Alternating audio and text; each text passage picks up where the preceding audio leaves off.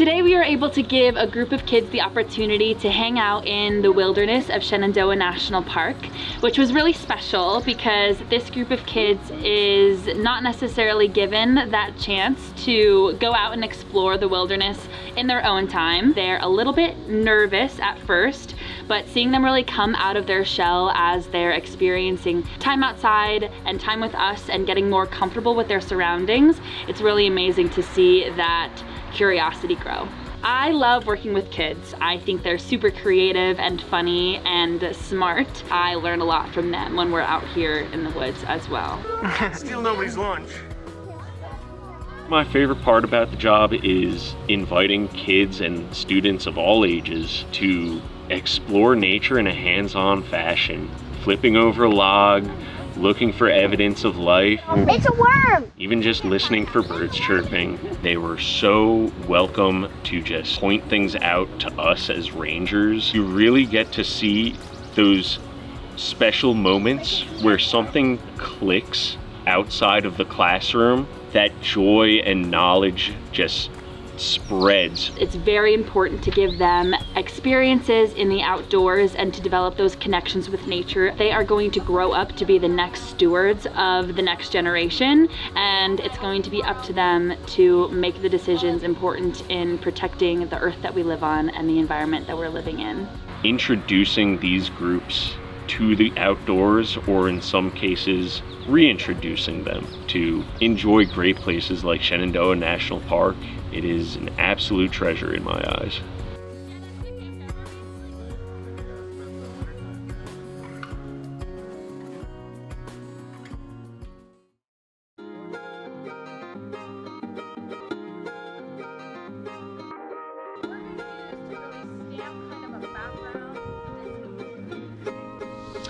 Hi, I'm Megan Evans from Columbus, Ohio, and I am the Shenandoah Artist in Residence currently. Thank you to the Trust for selecting me.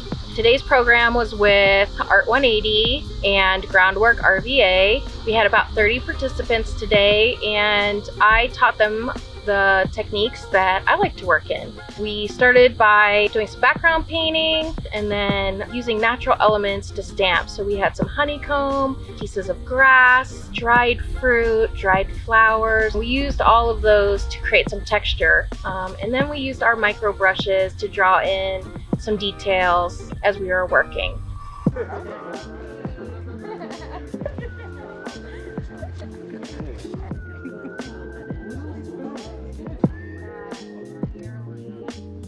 Really was a group of people at all different levels, and so I feel like there was things that all of them could learn, and some of those things that I wanted to bring to the table for them was, number one, just color mixing in general. They really only got the primary colors in black and white, which is the 5 core colors that I use. When you look at the bag of paint I take on the trail here in Shenandoah to work, those are the 5 same colors that I'm using.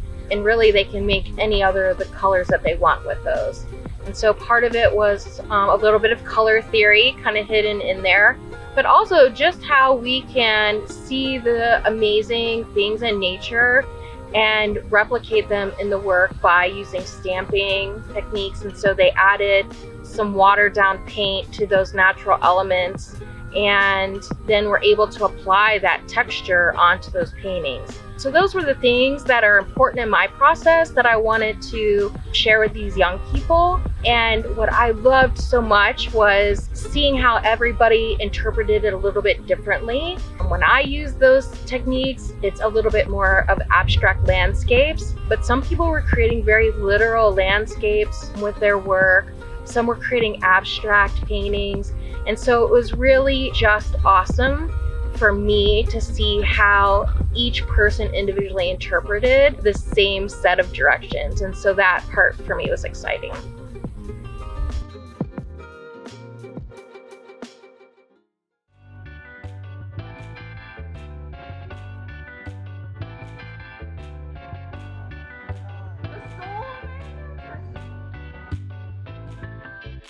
Middle schoolers and high schoolers get the opportunity to meet the rangers and do a citizen science project studying the redback salamanders in order to learn about their very important and very picky cousin, the Shenandoah salamander that we have here, that is endangered and endemic species. We bring the students out, we give them a little bit of an introduction about how to handle salamanders, about how salamanders are affected by a changing environment, what kind of environment they like to live in. We will have the students search along a 10-meter transect, and they get to flip over rocks, logs, piles of leaves, kind of dig around, search to see if salamanders are living in that general area. This program is really fun, getting to see the students be hands-on, like in the dirt, exploring, getting their hands dirty, and they get super excited when they find one. It's almost like a hidden treasure, being able to flip a log over and being like, oh, there's one. Sometimes we find some who have dropped their tail, which is a really cool adaptation that salamanders have, where when they are being chased by a predator, they can actually drop their tail, cut their own tail off, and the tail kind of stays there and wiggles as they run off and escape their predator.